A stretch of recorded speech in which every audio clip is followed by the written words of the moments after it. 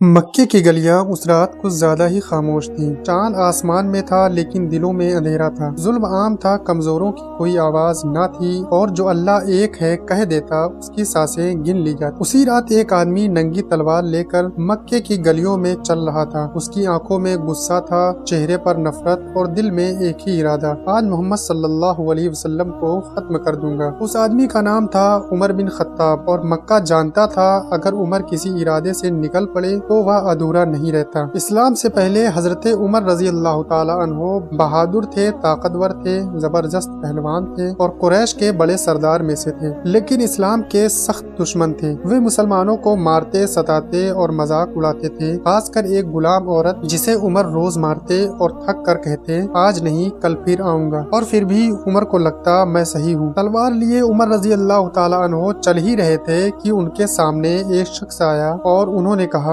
نے پوچھا اے عمر کہاں جا رہے ہو؟ عمر رضی اللہ تعالی عنہ نے غصے سے کہا محمد کو مارنے۔ تو اس شخص نے کہا پہلے اپنے گھر کی خبر لو، تمہارے بہن اور بہنوئی اسلام قبول کر چکے ہیں۔ یہ سنتے ہی حضرت عمر رضی اللہ تعالی عنہ کا خون کھول گیا اور انہوں نے اپنا ارادہ بدل کر اپنی بہن کی طرف جانے لگے، ان کے گھر کی طرف جانے لگے۔ جیسے ہی گھر کے قریب پہنچے اندر سے قرآن پڑھنے کی آواز آ رہی تھی۔ عمر رضی اللہ تعالی عنہ نے دروازہ زور سے کھولا۔ اندر ان کی بہن فاطمہ اور بہنوئی سعید بن زید اور ایک صحابی خباب بن ارد سب سن رہ گئے۔ حضرت عمر رضی اللہ تعالی عنہ چلائے تم لوگ کیا پڑھ رہے تھے، اور بہنوئی کو زمین پر گرا دیا۔ جب ان کی بہن اپنے شوہر کو بچانے کے لیے آئی تو عمر کا ہاتھ ان کے چہرے پر لگ گیا، خون بہنے لگا، وہ لمحہ جس نے عمر رضی اللہ تعالی عنہ کو ہلا کر رکھ دیا۔ فاطمہ رضی اللہ تعالی عنہ خون سے لت پت کھڑی ہوئی اور بولی ہاں ہم مسلمان ہو چکے ہیں، جو کرنا ہے کر لو۔ حضرت عمر سن رہ گئے، یہ پہلی بار تھا کہ کوئی ان کے سامنے ڈرا نہیں۔ ان کی نظر بہن کے خون پر پڑی، دل کانپ گیا، دھیمی آواز سے بولے جو پڑھ رہے تھے مجھے بھی سناؤ۔ فاطمہ رضی اللہ تعالی عنہ نے کہا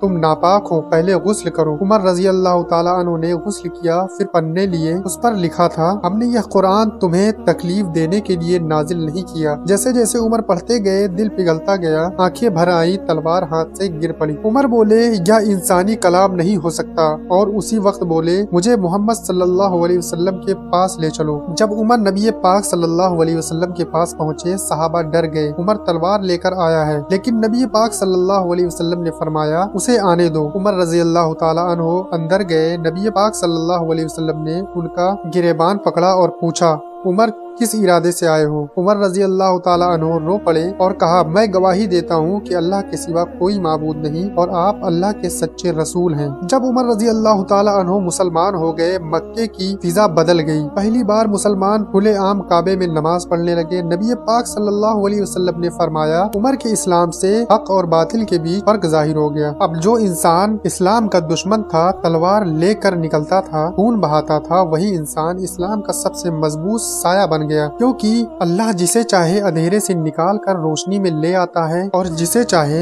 اللہ رب العزت ہدایت دیتا ہے۔ تو یہ تھا حضرت عمر رضی اللہ تعالی عنہ کے اسلام قبول کرنے کا پورا واقعہ۔ ایک بار کی بات ہے کہ مدینہ گہری نیند میں ڈوبا ہوا تھا، ہر گھر کے دروازے بند تھے، ہر گلی خاموش تھی، لیکن ایک انسان نیند میں نہیں تھا، نہ کوئی پہرا دینے والا سپاہی، نہ کوئی عیش و آرام کا شوقین بادشاہ، بلکہ پھٹے کپڑوں میں سر جھکائے دھیمے قدموں سے چلتا ہوا حضرت عمر رضی اللہ تعالی عنہ تھے۔ وہ اس وقت مسلمانوں کے خلیفہ تھے، لیکن رات میں وہ بادشاہ نہیں ایک فکر مند باپ بن جاتے تھے۔ ان کی زبان پر ایک ہی دعا ہوتی تھی اے اللہ مجھ سے میری رعایا کے بارے میں سوال نہ کر لینا۔ چلتے چلتے حضرت عمر رضی اللہ تعالی عنہ ایک گلی میں پہنچے، ایک جھوپڑی سے دھیمی سی آواز آ رہی تھی۔ پہلے لگا کوئی بچہ رو رہا ہے، پھر صاف سنائی دیا امی دودھ دے دو۔ حضرت عمر رضی اللہ تعالی عنہ سہم گئے، جھوپڑی کے پاس رکے، اندر سے ایک اور آواز آئی کسی عورت کی، بیٹی صبر کرو صبح ہو جائے پھر دیکھیں گے۔ بچی پھر روئی امی بھوک لگی ہے۔ پھر عمر رضی اللہ تعالی عنہ نے سنا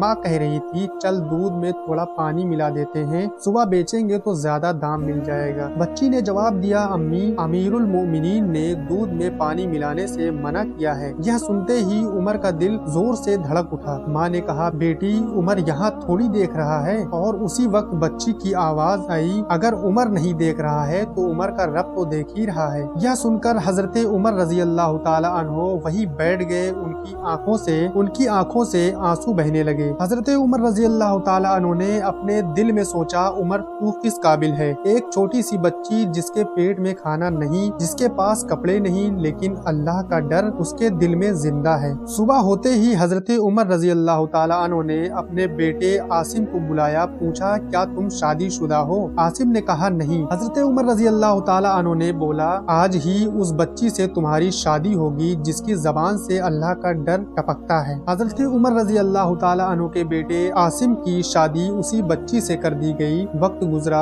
और उसी नेक लड़की की नस्ल से एक महान हस्ती पैदा हुई जिसे उमर बिन अब्दुल अजीज रहमतुल्लाहि ताला अलैह कहा जाता है, जो कि आगे चलकर इस्लाम के सबसे इंसाफ पसंद खलीफा में से एक बने। हजरत उमर रजी अल्लाह ताला अन्हो कहा करते थे, अगर फुरात नदी के किनारे एक कुत्ता भी भूखा मर जाए तो डर है, उमर से सवाल किया जाएगा। तो इस वाक़े से हमें पता ये चलता है कि हजरत उमर रजी अल्लाह ताला अन्हो जब खलीफा थे तो उनके दौरे खिलाफत में कोई भी शख्स भूखे पेट नहीं सोता था। यह वाक़या हमें ये सीख देता है कि अल्लाह से कोई छुपा नहीं है। इंसाफ तख्त से नहीं दिल से आता है और एक सही परवरिश नस्लों को बदल देती है। असल बादशाही वही है जो रात को रोए और दिन में इंसाफ करे। तो दोस्तों, वीडियो आपको कैसा लगा कमेंट बॉक्स में जरूर अपनी राय दें और हमारी वीडियो को लाइक करें और हमारे चैनल को सब्सक्राइब करें। मिलते हैं नेक्स्ट वीडियो में, तब तक के लिए अल्लाह हाफिज।